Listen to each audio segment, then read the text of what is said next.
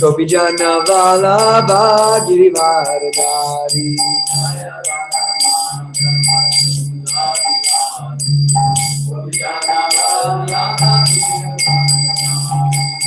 Jai Radha Madhava Kunja Bihari. Gopijana Vallabha Girivardhari.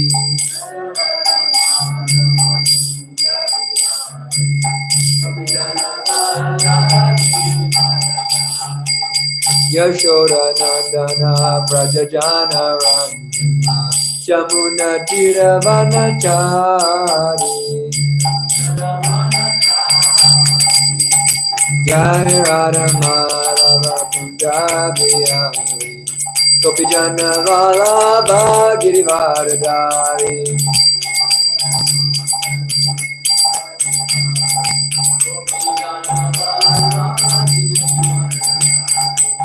Yashoda Nandana Brajajana Randana Jamuna Tiravanachari.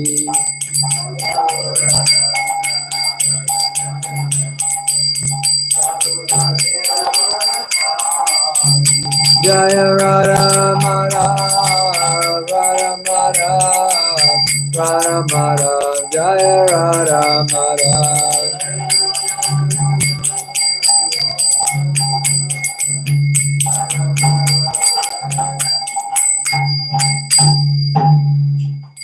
Jayam Vishnupad Paramahamsa Parivrajagacharya Shtartera Shishimad, His Divine Grace, Abhay Charnadavinda Bhakti Vedanta Swami Srila Prabhupada Ki, ISKCON Founder Acharya Srila Prabhupada Ki, BBT Founder Acharya Srila Prabhupada Ki, Jayam Vishnupad Paramahamsa Parivrajagacharya Shtartera Shishimad, His Divine Grace, Srila Bhakti Siddhanta Saraswati Goswami Maharaj Prabhupada Ki, Ananta Koti Vaishnava Vrinda Ki, Namacharya Srila Haridas Thakur Ki, Prem Sikaho Shri Krishna Chaitanya Prabhu Nityananda Shri Advaita Gadadhar Srivas Adi Gaur Bhakta Vrinda Ki, Gandharaj Srimad Bhagavatam Ki, Nitai Gaur Premanande, all glories to the assembled devotees, all glories to the assembled devotees, all glories to the assembled devotees.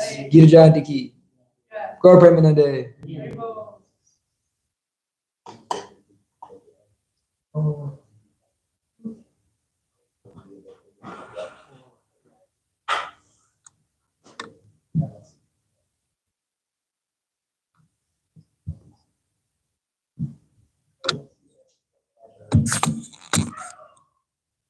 Om Namo Bhagavate Vasudevaya.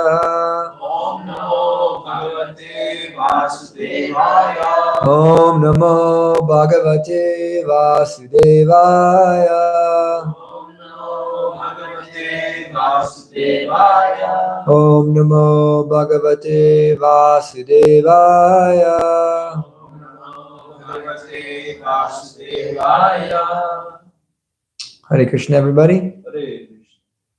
Thank you all for being here on this auspicious Ekadasi, Gita Jayanti, December 22nd, 2023. So approximately 5,200 years ago, Lord Krishna and Arjuna spoke on the chariot, and the Bhagavad Gita was spoken by Krishna to Arjuna, enlightening him in the knowledge by which one can come out of ignorance and become Krishna conscious. So I always say Krishna has so many pastimes, unlimited pastimes, but out of all Krishna's pastimes, the one that most definitely touched me the most was the speaking of the Bhagavad Gita. Because this Bhagavad Gita is absolutely life-changing for those who dwell in the material world and who come across it. So in learning the Bhagavad Gita and in understanding the Bhagavad Gita, Prabhupada explains that that is all we need to go back home, back to the spiritual world, back to Goloka Vrindavan, is the Bhagavad Gita, spoken by Krishna to Arjuna, as it is. Today we'll just discuss a little Bhagavad Gita Katha. Om Ajnanatamrandhyasya Gyananjana Shalakaya Chakshurmilitam Jena Tasmai Sri Gurave Namah.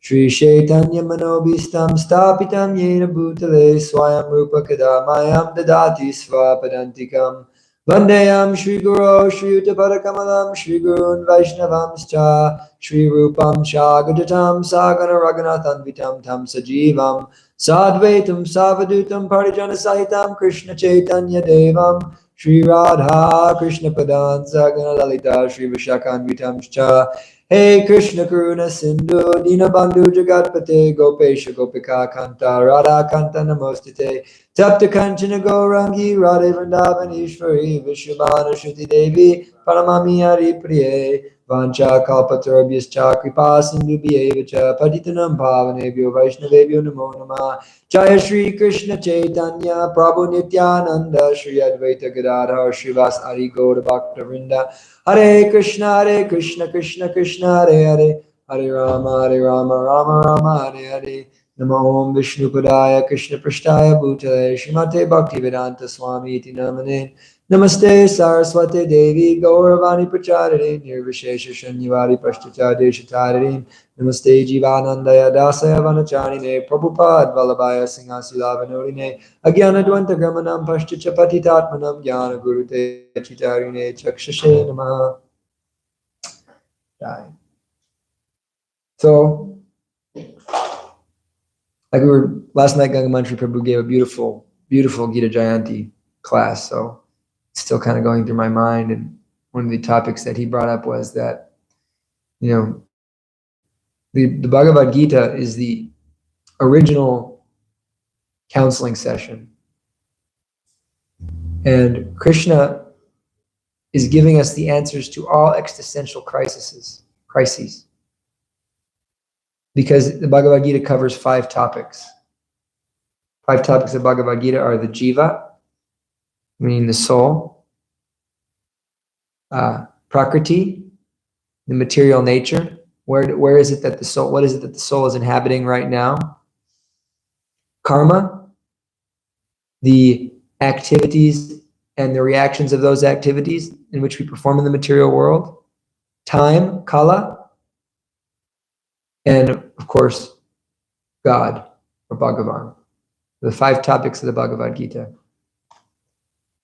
And it is understanding those 5 topics that all questions regarding the ontology of reality or the anatomy of this universe and of the soul and the way that things work are answered in full in the Bhagavad Gita. And so we are generally reading the Bhagavatam every morning and studying the Srimad Bhagavatam, and Srila Prabhupada dedicated so much time and energy to the Srimad Bhagavatam. But if you listen to Srila Prabhupada's lectures, even his lectures on the Bhagavatam, Prabhupada makes all his points off the Bhagavad Gita so much of the time. He's constantly quoting the Bhagavad Gita. Because Bhagavad Gita is the quintessential knowledge of all the Vedic scriptures and of all the scriptures in the whole world, of all transcendental knowledge. So about 5,200 years ago, Krishna and Arjuna began to speak Bhagavad Gita. Arjuna was going through a crisis, and all of us are in a crisis. The crisis is ultimately bewilderment due to birth, death, old age, and disease. So within this crisis, Arjuna had a breakdown. And the point, the Bhagavad Gita has certain significant points, significant verses that, we also have to come to, because in one sense, Krishna is speaking Bhagavad Gita to Arjuna, but in the other sense, Krishna is speaking Bhagavad Gita to all of us, so that we can also become enlightened in Krishna consciousness. So Arjuna, he begins by expressing his bewilderment upon seeing Dronacharya and grandfather Bhishma on the other side of the army. He says, please bring my chariot so that I may see those I have to contest with in this great battle of arms.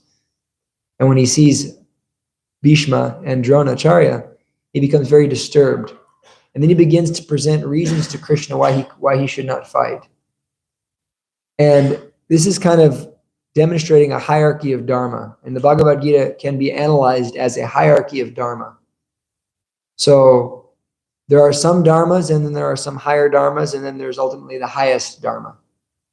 So Bhagavad Gita is elaborating on these dharmas and the hierarchy of these dharmas. So Arjuna begins to speak very, very dharmic and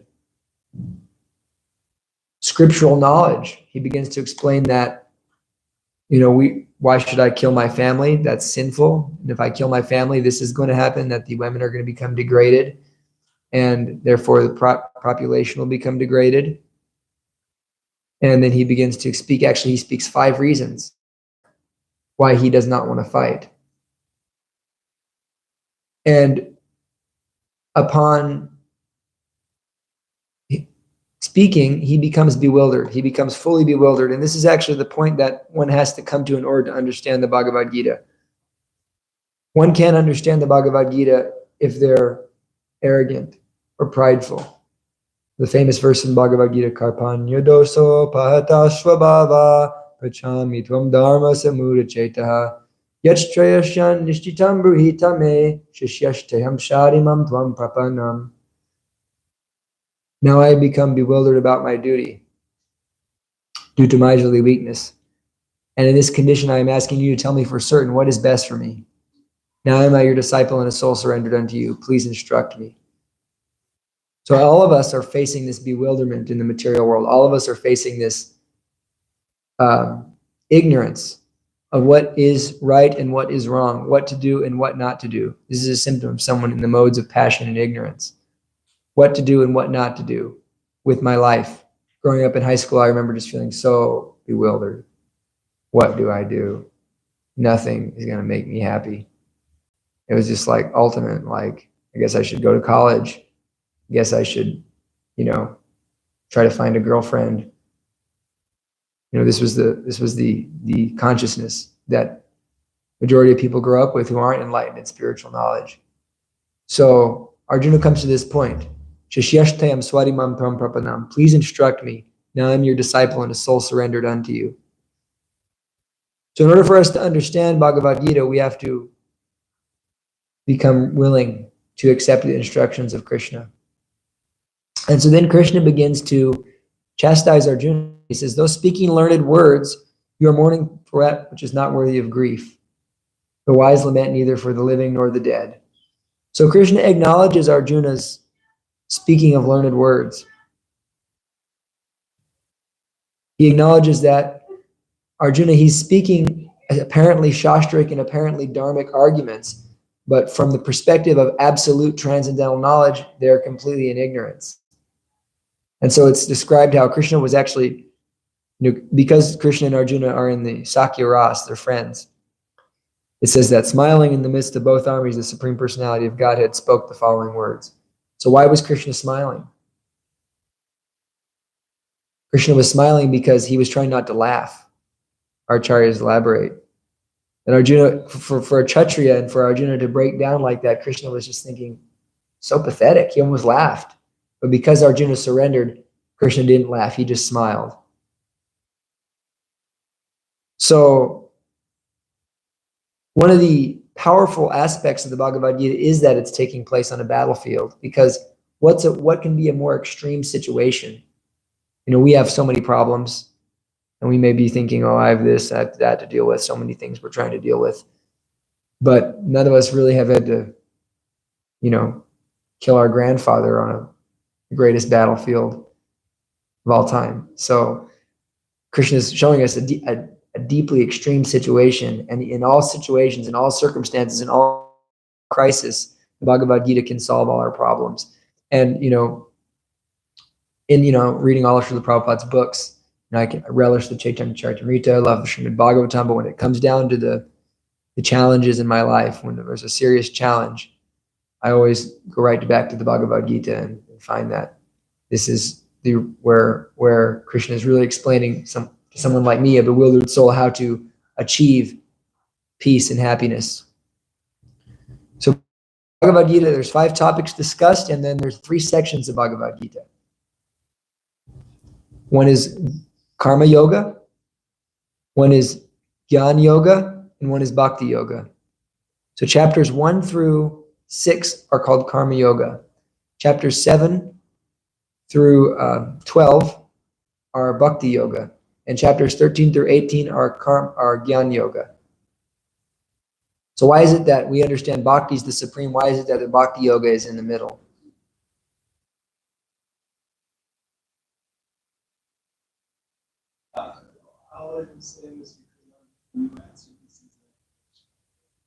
This because both karma and jnana are different. Yes. Another reason is that because it's the most confidential and therefore it's protected. It's in the middle.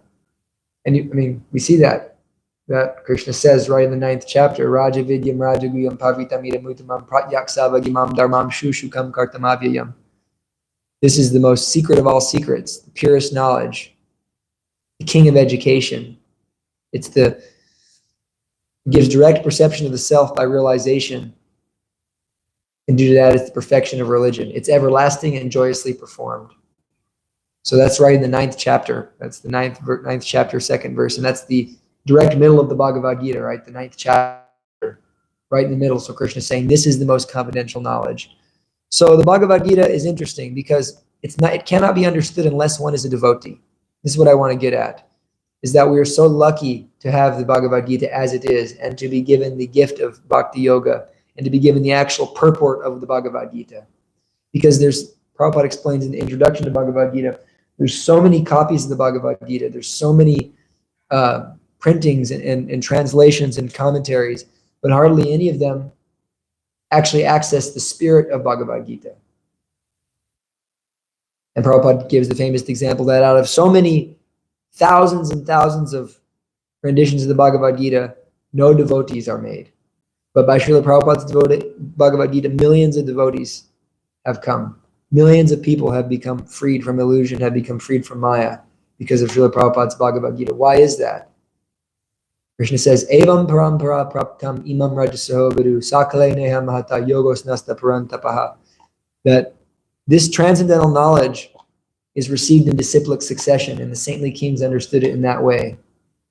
But in due course, that knowledge as it is appears to have been lost.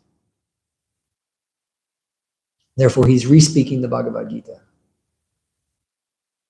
So they can comment on Bhagavad Gita, they can say so many things, but without being a devotee, one can't actually understand anything about the Bhagavad Gita.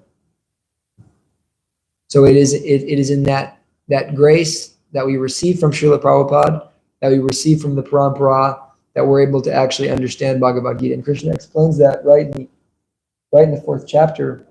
I quoted that verse, I think that's 4:2.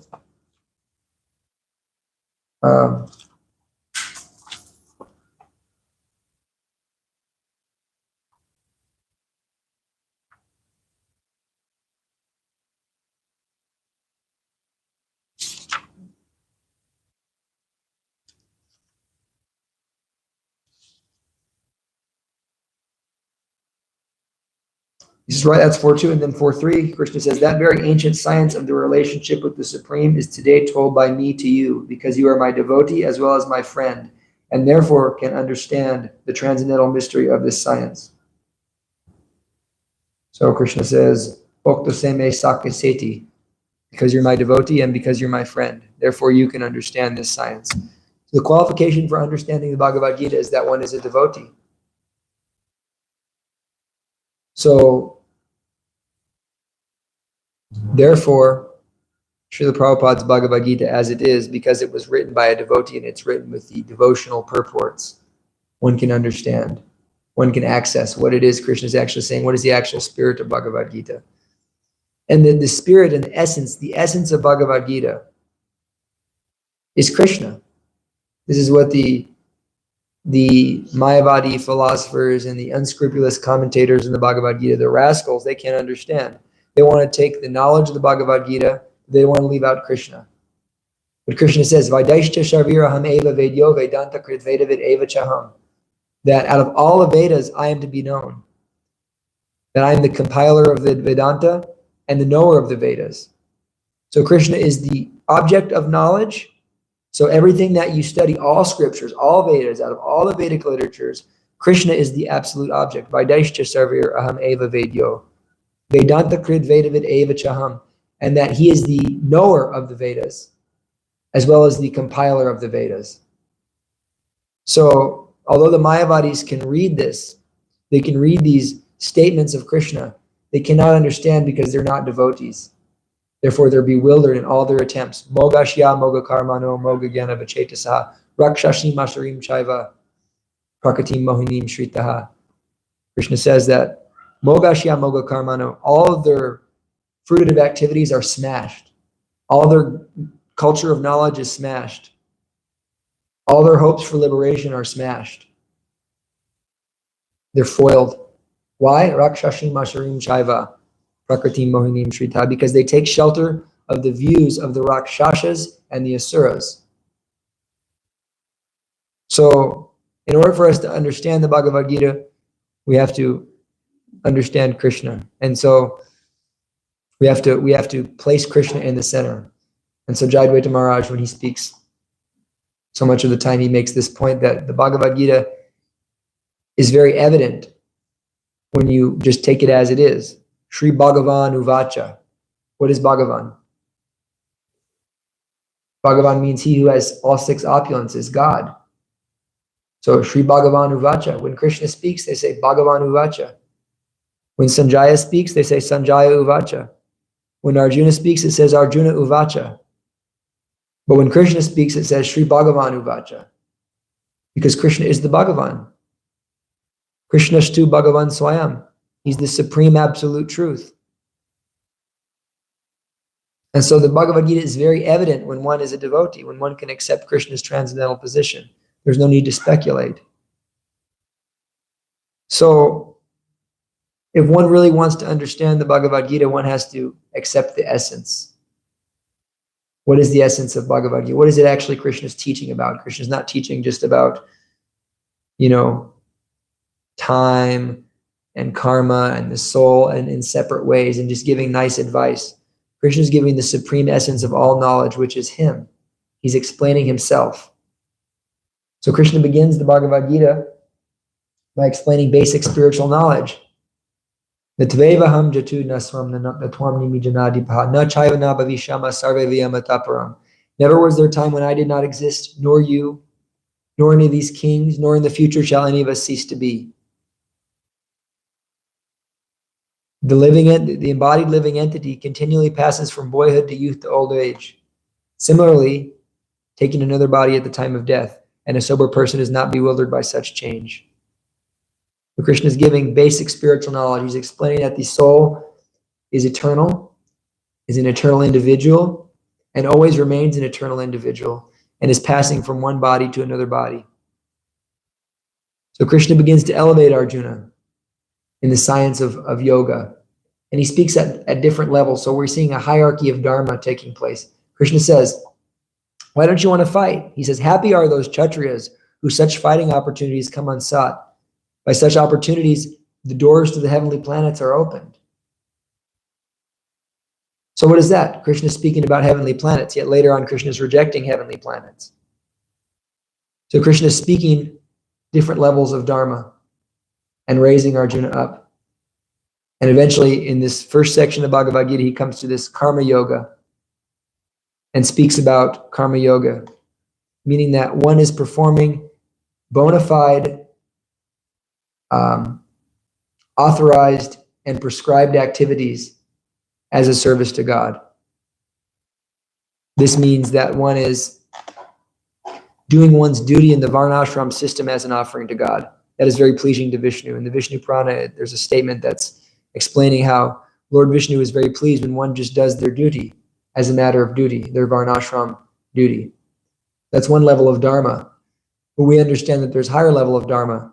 And in parallel to this, when Sri Chaitanya Mahaprabhu is speaking with Ramananda Roy, he's asking Ramananda Roy, what is the highest thing? So Ramananda Roy quotes that verse from the Vishnu Purana. He says that, to perform your duty in varnashram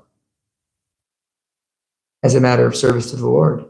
And Lord Chaitanya says, that's not the highest thing. You know there's something higher. So then they continue to go deeper. So in the same way, Krishna is also speaking on one level and then speaking on a higher level. Krishna says, Yagyartar karmayon yatra lokayam karma bandha. He says that this work in this material world that's not performed for Vishnu causes bondage. So therefore one should perform all his works for Vishnu. Padartam karma konteya mukta sangha samachara. And then one can be liberated from that work. So Krishna begins elevating Arjuna in this process of karma yoga. And then he eventually comes to speaking in the 6th chapter about dhyana yoga or meditation, where Krishna continuously is reiterating throughout even the karma yoga section that the main focus is me. When one actually understands me, one can understand all other yogas, all other processes, all other aspects of spirituality. And Arjuna rejects the dhyana process. He rejects the process of meditation. And therefore he says, Krishna says, that's okay, just think of me. Yoginam api sarvesham madhyutanantaratmanaha Shradavam bhajate yomam same yukta tamo mataha. Out of all yogis, he who constantly thinks of me within himself renders transcendental loving devotional service unto me and always abides in me is the highest of all. Nor there's no yogi in this world more dear to me than he. That is my opinion. So that opens the door to this middle section of Bhagavad Gita, which is this Bhakti Yoga section. So Krishna is speaking all this spiritual information, and then he says, this is the most confidential knowledge right here. This is the supreme aspect of all knowledge. And why is that? Because Krishna is speaking about himself in the middle section of Bhagavad Gita. It's all about him. It's all about the process of surrendering to him. And it's not that that's not in the first section of Bhagavad Gita. Krishna continuously reiterates that. He says in the 4th chapter, he says, Janma karma cha me divyam evam yo veti tatpataha tvaktva deyam punar janma naiti ma meti sorjuna. He says that one who can actually understand me and my transcendental activities, the nature of my appearance and disappearance, does not, upon leaving his body, take his birth again in this material world, but attains to my eternal abode. So Krishna is continuously reiterating this point, that when one actually has real knowledge, one can understand me. And then Krishna explains in the 7th chapter, he explains, Bahunam janmanam ante gyanavam mam prapadyate, vasudevam saramiti sa mahatma sadurlabhaha. He says that after many, many births and deaths, a person who's cultivating knowledge, a person who's a jnani. So we can be cultivating knowledge for so long. We're trying to learn this. Like most people who read Bhagavad Gita, that isn't Prabhupada's Gita, they're jnanis. They want to just get a little information here, a little information there, and try to have some understanding of what is matter and what is spirit. Krishna says, Bahunam janmanam ante gyanavam mam prapadyate. That after many, many births and deaths of doing this, one who's actually a gyanavan, one who actually possesses knowledge, gyanavam mam prapadyante, that person surrenders unto me. Why? Why does he surrender unto Krishna? Vasudevam sarvamiti, because he can understand that Vasudev is everything, that there's nothing else but Krishna. Vasudevam sarvamiti, sa mahatma sadurlabha, and that is very rare. There's a very rare soul who can understand this. But because we are living in the age of Sri Chaitanya Mahaprabhu, we're receiving that mercy by which we can understand Krishna's absolute nature, because we're graced with the holy name, and the pure devotee, Srila Prabhupada, is giving us the Bhagavad Gita as it is and the way to understand it. But he understands Vasudevam Saramiti, there's nothing but Krishna. So Krishna is reiterating this point time and time again. And this ultimately, Krishna is describing so many things. And we have to understand, one of the beautiful things is if you ever get a chance after thoroughly studying Srila Prabhupada's Gita, you can read the commentary by Srila Vishwanath Chakravarti Thakur on the Bhagavad Gita, where it really, really helps us to understand that the Bhagavad Gita is an active conversation that is coming from one point to another point, and that the two people involved, both Krishna and Arjuna, have a relationship with each other. Vishwanath really brings that out, and he kind of brings purports into the way that Krishna and Arjuna are both thinking in his purports. So Krishna is speaking all this knowledge only to say Sarva Dharman Pritya Mamekam Sharanam Vraja Aham Tvam Sarva Papebhyo Moksha Shamimasujaha. Only to say that after having all this, after hearing all this, abandon it all and just surrender unto me. And the Mayavadis, of course, they don't want to say me. Mam Ekam Sharanam. Krishna says me, make me number one, Mam Ekam. But they say, oh, it's the impersonal. Because they can't understand, they have no devotion, and they have no mercy of the pure devotee. So they cannot understand Krishna. So this whole Bhagavad Gita is simply meant to bring us to bhakti. Sometimes even, not so much in ISKCON, because Srila Prabhupada really focused on the Bhagavad Gita, but you'll find that some practitioners of Gaudiya Vaishnavism sometimes say, oh, the Bhagavad Gita, we want to hear about, Gopi Bhav, and we want to read the 10th canto of Srimad Bhagavatam. We're not so into speaking about Bhagavad Gita,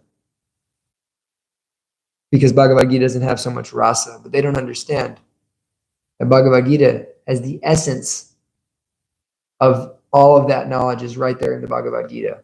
Krishna explains our religion in the Bhagavad Gita. Nothing else is required. Krishna says, I should have brought my shloka book. I have all these shlokas memorized, but I don't want to fight them, mess them up. I'm just going to have a cheat sheet here. I'm going to try to say them, but then.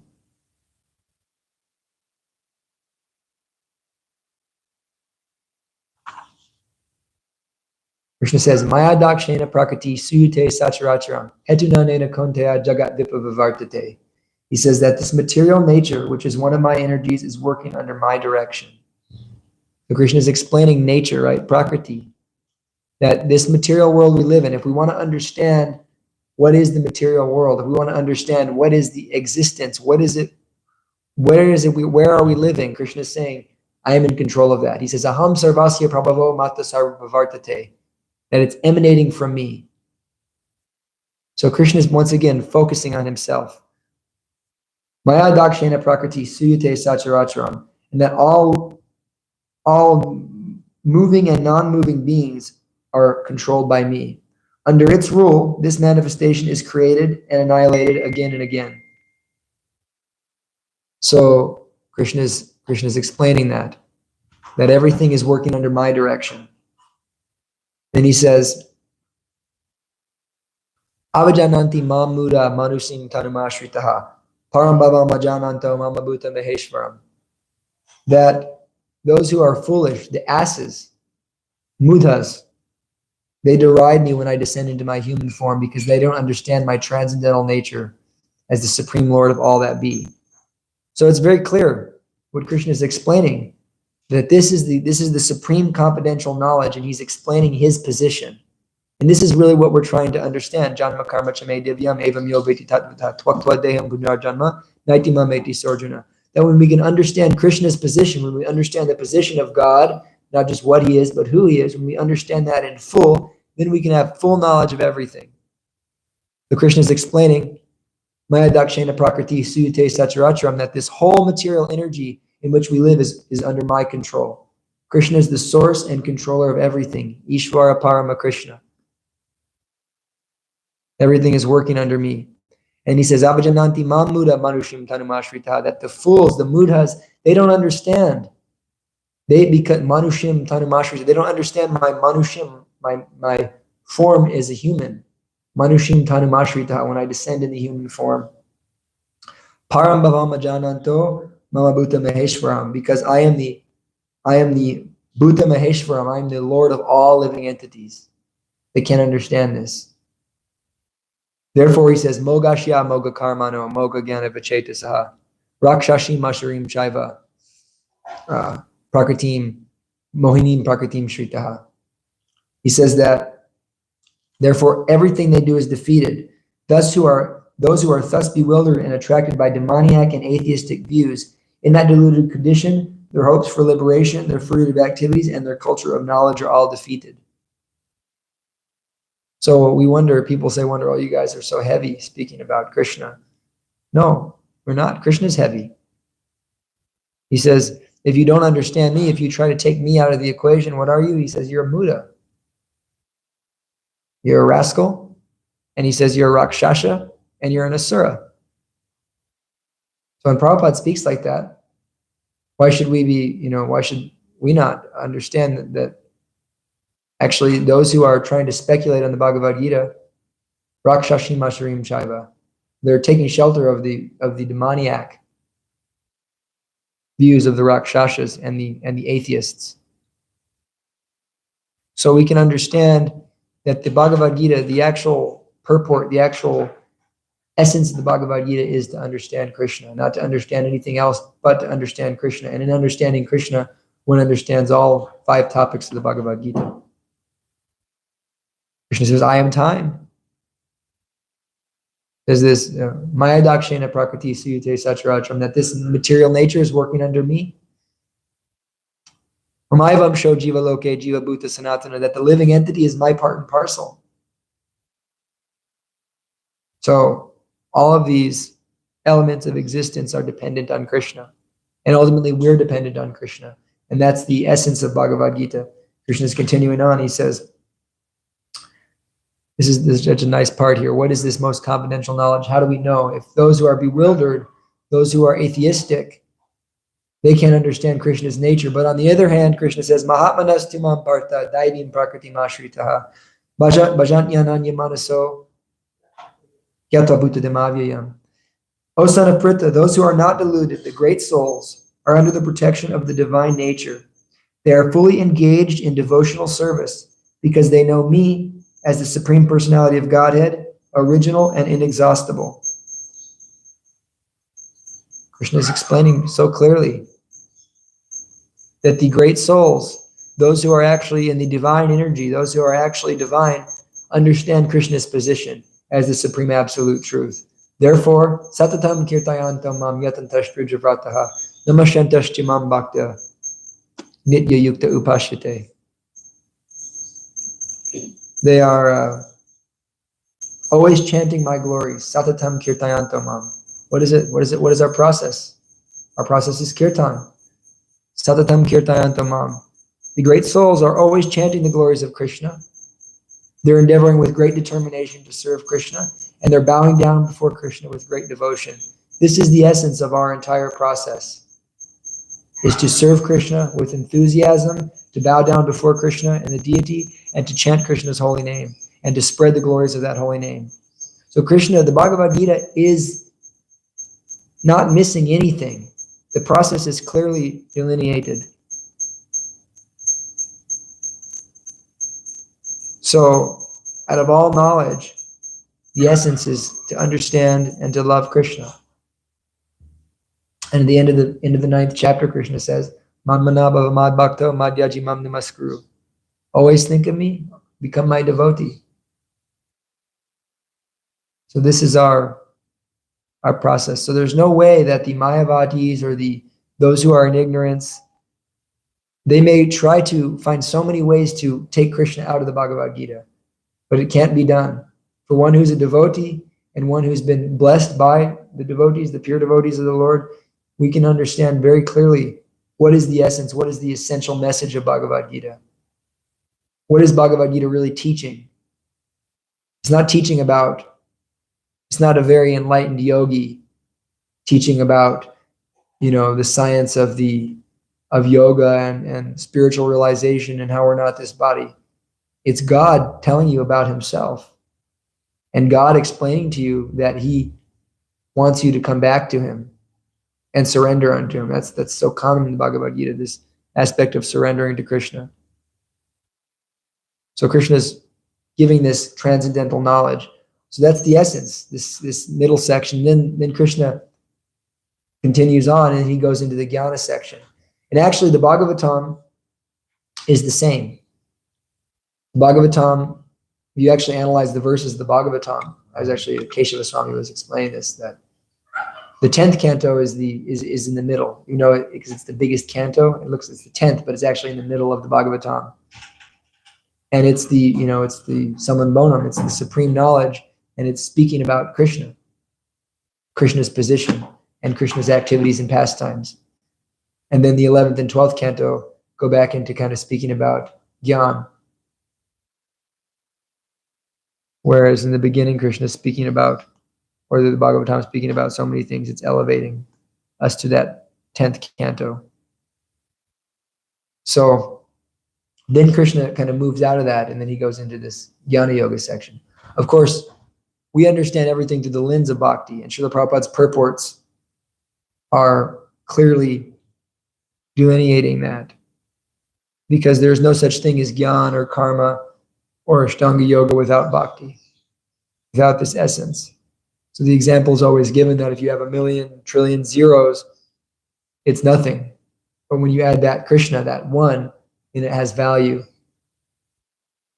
So our life is valueless until we add Krishna, and then our life becomes infinitely valuable. And all of our knowledge of yoga, all of our knowledge of meditation, all of our knowledge of material facilities and how to do things in the material world, it is all meaningless until you actually understand Krishna. But when you understand Krishna, all of a sudden everything becomes lit up. So the Chatra Sloki versus the Bhagavad Gita, Krishna says, Aham sarvasya prabhavo mata sarva bhavartate iti matva bhajante mam buddha bhava samanvitaha. That I am the source of everything. All material and spiritual worlds emanate from me. And the wise who perfectly know this engage in my devotional service with all their hearts. So once again, it's explaining this bhakti process. Krishna says aham. It's very clear. Aham means I. You can't find any way around that he is the source of everything. And that when one actually understands that, which is the goal of our whole process, when one understands Krishna, then that person immediately engages in bhakti. He immediately begins to serve Krishna. And he says, the thoughts of my pure devotees dwell in me. Their lives are fully devoted to my service, and they derive great satisfaction and bliss from always enlightening one another and conversing about me.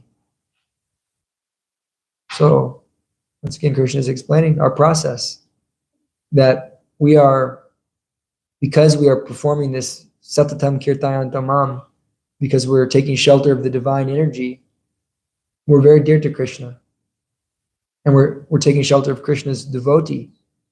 So we're very dear to Krishna.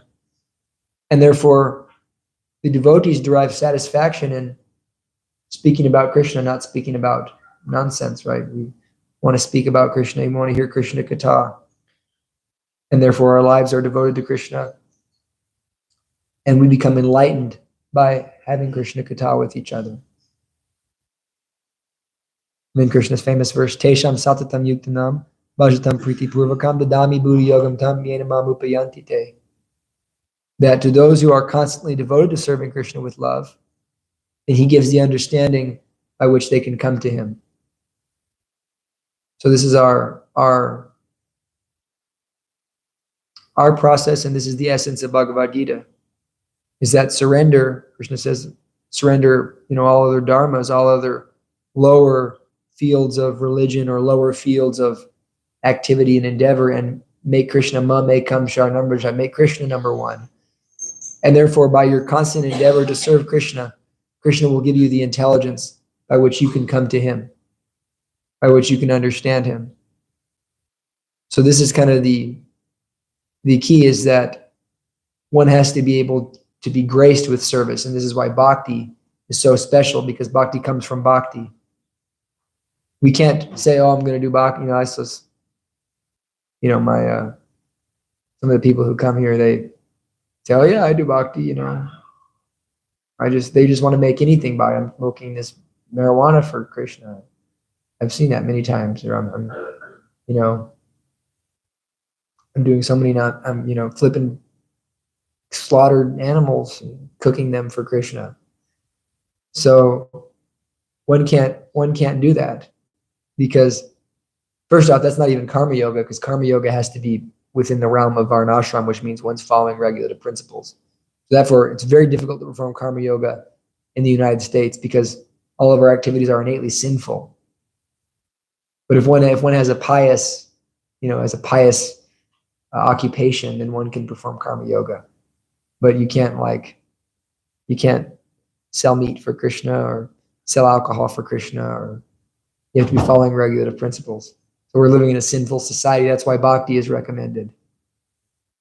Because the process of hearing and chanting, remembering Krishna, and etc., that process will purify one, even if they're the lowest, even if they're lower than a Chandala. But a Chandala can't even practice karma yoga. And someone who's just living in Varnashram, who's just a pious person, they can't practice Jnana yoga or Ashtanga yoga, but bhakti yoga is accessible to everybody. And Lord Chaitanya is giving us the easiest access to this bhakti yoga. So when one meets the pure devotee, when one meets Krishna's representative, that person can engage us in Krishna's service. That can become our meditation.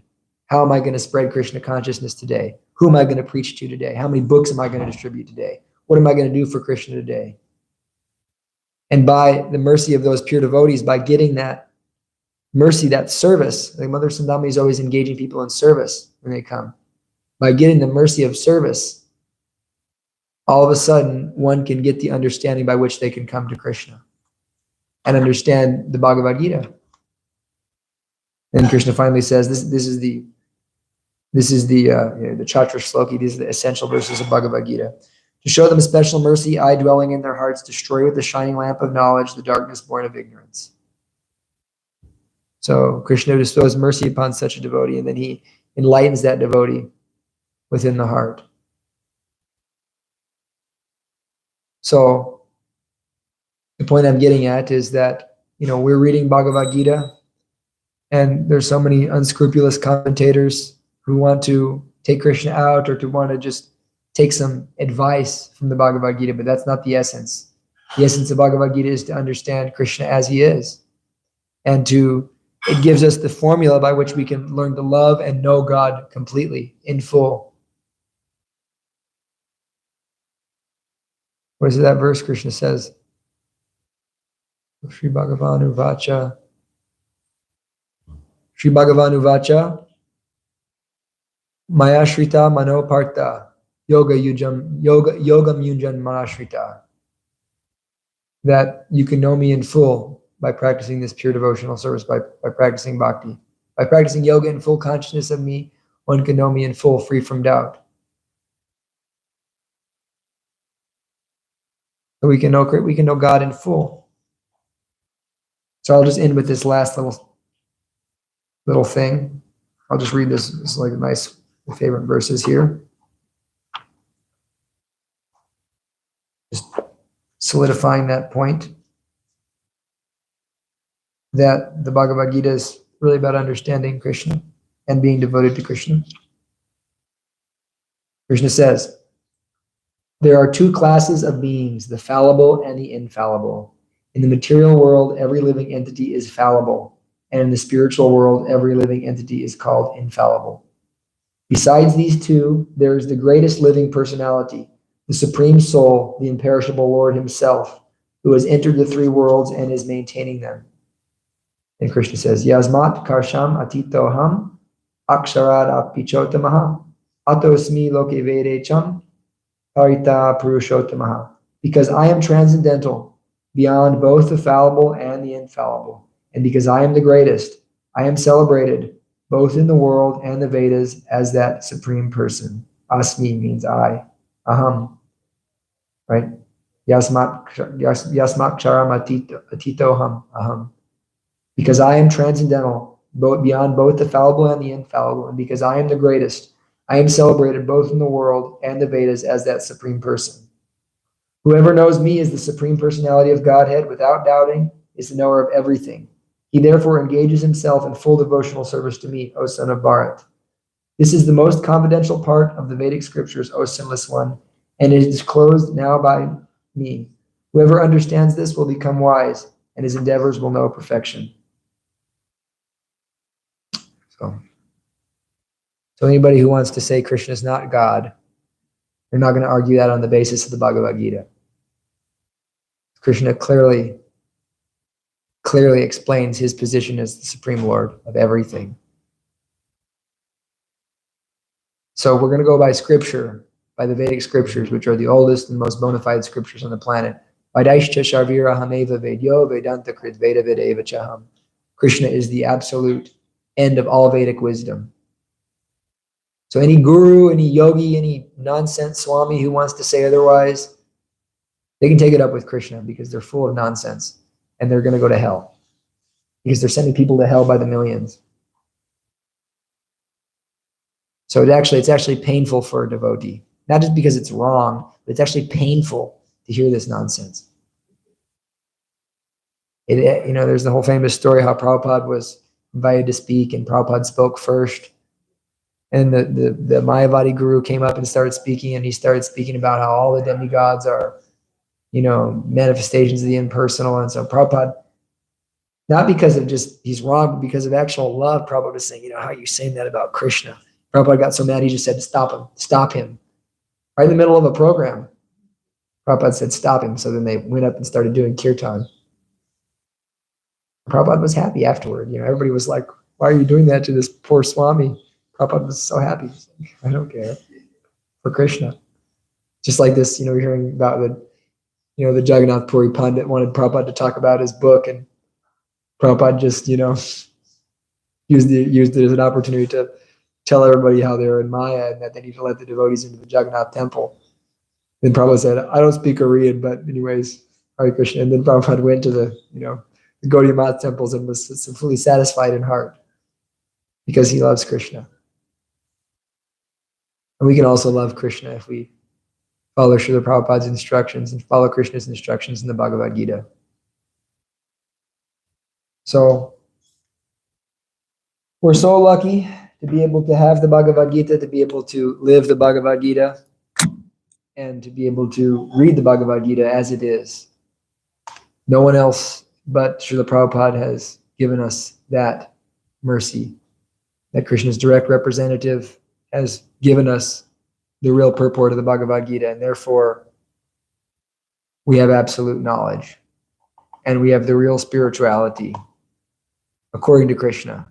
And even if you think about it, even if those rascals, they want to accept Krishna as a very advanced material personality, the most advanced, and still they're bereft in knowledge because they're not going to argue with Krishna. They all accept Krishna, but Krishna himself is saying, I'm God. So you think you're a better yogi than Krishna? No, because Krishna is Yogeshwar. Yet you don't want to accept Krishna as God because you're a rascal and a fool. Sorry. Go ahead. Any questions or comments? Ethan Prabhu. It's the first question Ethan's ever asked in class, I think. So there's always stumbling blocks in knowing and learning these scriptures, and it may be gross or subtle. And I was wondering what may be some stumbling blocks for someone trying to learn the Bhagavad Gita that are like subtle. The tendency to speculate is the ultimate stumbling block one can take in trying to understand the Bhagavad Gita, is the tendency to want to speculate about it. But if we have devotees to help us understand, then we can understand. And, Krishna ultimately, he says, Tesham sadatam yuktanam bhajatam pritipurvakam dadami buddhi yogam tam yedamam upayanti te. So if we approach the Bhagavad Gita with sincerity and then we accompany that with rendering service, taking prasadam and chanting Hare Krishna, then we will understand the essence. It's not a matter of, how many shlokas of the Bhagavad Gita one has memorized. That's really not understanding the Bhagavad Gita. And Lord Chaitanya demonstrated that. There was the Brahmin who couldn't read, and he was reading it upside down. He was just looking at the cover. He was crying, and Lord Chaitanya was saying, why are you crying? And he says, because I see that Krishna, the Supreme Lord, has become the chariot driver of his friend Arjuna. And when I remember this, I cry. And this Brahmin was being made fun of by all the other Brahmins. The Lord Chaitanya chastised them and said, this is the real knower of Bhagavad Gita. So the real knower of Bhagavad Gita is he who loves Krishna. So just try to love Krishna and you'll understand. Thank you so much. Great class, Prabhu. Any other questions or comments? Nope. You're saying that some things are not devotional service. Some things are not devotional service. And I know a big temple president's wife, when she first was brand new, hadn't moved in or anything, she used to offer her cigarettes.